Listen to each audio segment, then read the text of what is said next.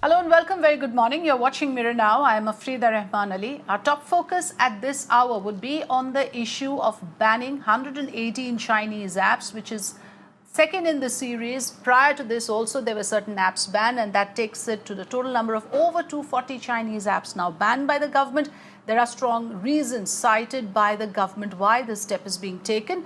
Widely popular among school children and college students, the Chinese app PUBG is among the 242 new apps that are banned by the centre. Centre says the move is in the interest of the country's sovereignty and integrity, defence and security. But this is not the first time. Like I said, this was done before, and there's another explanation coming in for it, that this is to weed out the addictive effects of these certain gaming apps on school and college students. So a total of 242 Chinese apps have been banned so far. We're going to discuss this issue a little bit more in detail and get a broader perspective, because there are certain important points that are raised by the centre this time around in taking this issue, taking this decision. So I'm now joined by Nikhil Pahwa, who is the founder and publisher of MediaNama.com. He joins me this morning. A very good morning to you, Mr. Nikhil Pahwa. Happy that you have given us your time this morning to discuss this very important issue.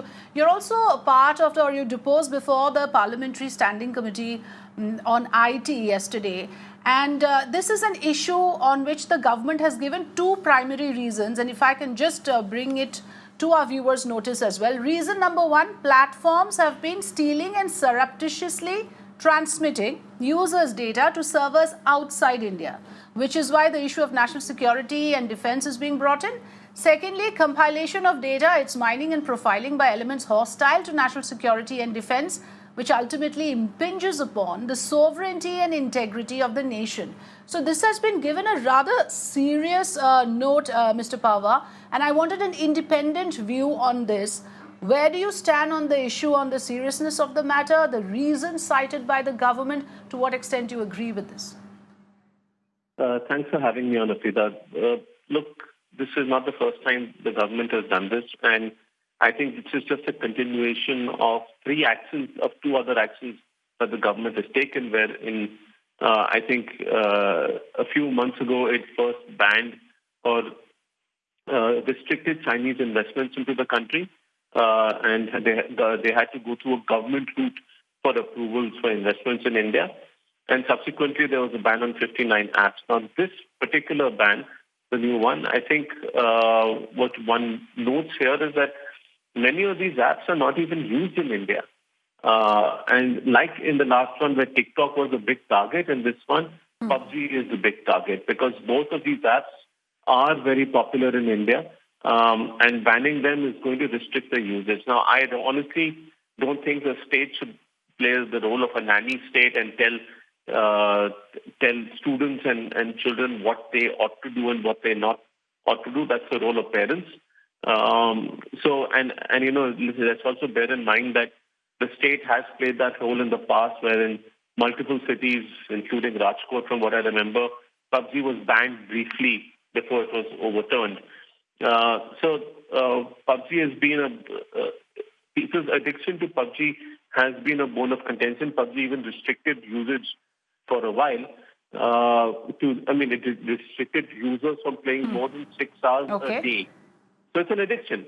But the reasons that are given related to profiling, I don't think profiling is illegal in India. Many apps, many services profile users anyway. They collect data about your patterns, try and understand you better to target services better to you. In the same way, having data stored outside the boundaries of India is not illegal. There is nothing that is, apart from payments, there is no data localization law in the country.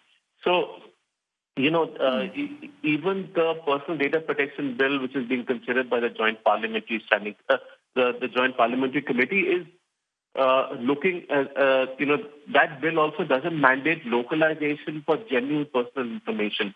It only does it for critical personal data, and for sensitive personal data, it allows processing outside. So taking data outside the boundaries of the country is not illegal unless it's payments. Profiling is not illegal. What is very clear here is that the government is trying to send a message to China and to Chinese businesses which is that if you want to play in our country, then you shouldn't fight with us. Okay. Right. If this order has been issued under Section 69A of the IT Act, and the rules of that act specifically state that that orders can be kept confidential.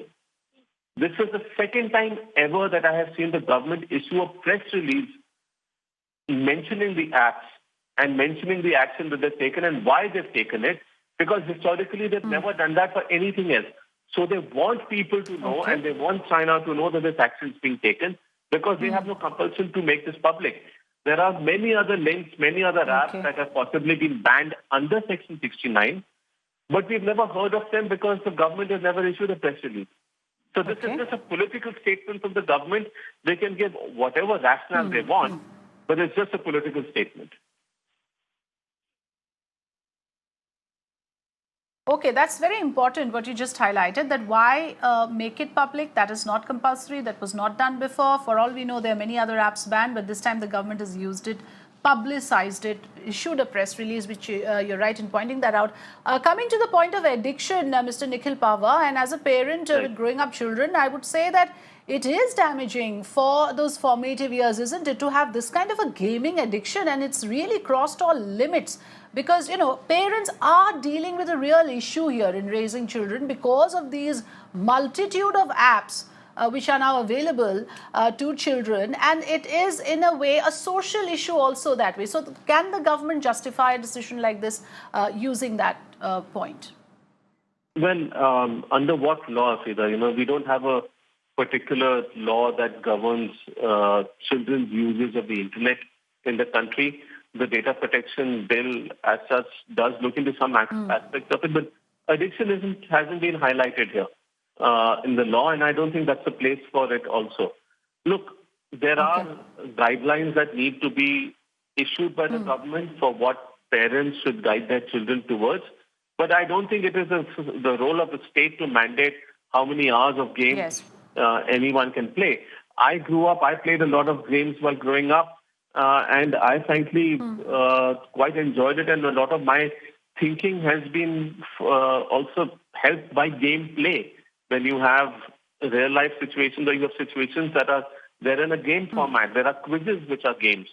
Now, it might be specific to PUBG that the government is seeing an issue, but you have to have a particular legal reason for banning it on the basis of addiction. And I think across the globe what we've seen is that governments have left that control and that role to parents. It's a role of parents to guide their children, not the role of the state to guide them. That's it, right? I also wanted to point out one geopolitical aspect here. Yes. The fact that China is a closed economy and the Chinese government can exercise control over Chinese businesses outside the boundaries of the country as well.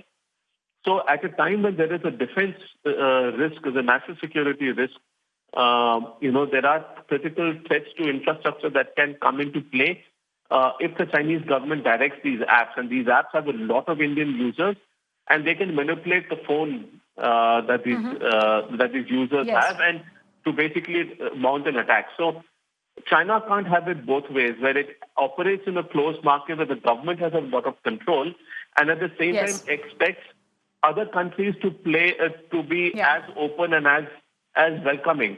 We need China to improve its laws and for China to not exert that kind of risk of control over their businesses, for us to allow their businesses into our country. Yes. And I think so, which is perhaps the most acceptable justification as of now among the things that you mentioned.